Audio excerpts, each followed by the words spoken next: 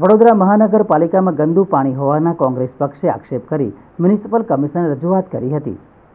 વડોદરા મહાનગરપાલિકાની વડી કચેરીમાં જ પીવાનું ગંદુ પાણી આવી રહ્યું છે તેવા આક્ષેપ સાથે કોંગ્રેસ પક્ષના તમામ કાઉન્સિલરો દ્વારા મ્યુનિસિપલ કમિશનરને રજૂઆત કરી તાત્કાલિક કાર્યવાહી કરવાની માંગ કરી હતી।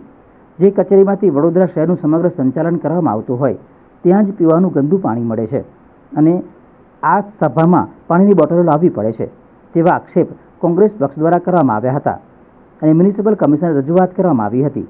મ્યુનિસિપલ કમિશનરે તપાસ કરાવવાની ખાતરી આપી હતી। એ જોઈ અને પછી જો કદાચ અહીંયા કંઈક લીકેજનો પ્રશ્ન હશે તો અહીંયા પણ સોલ્વ કરાવશું। એમણે TP13માં કોઈ પરિમલ સોસાયટી કે એપનું નામ એ લેતા હતા, એ પણ અમે અત્યારે અમને અડધા કલાક પહેલાં જ અમને રજૂઆત કરી છે માનનીય અમીબેને, અને એ રજૂઆતના આધારે મેં અધિકારીને સૂચના આપી છે। આજે જ અત્યારે જ કામ ચાલુ થઈ જવાનું છે, એટલે બધા કામો જ્યાં પણ લીકેજના હોય કે કોઈ પાઇપ તૂટવાના કારણે ભંગાણના કારણે પ્રશ્નો સર્જાતા હોય છે, અમે તાત્કાલિક એમાં પગલાં ભરતા હોઈએ છીએ।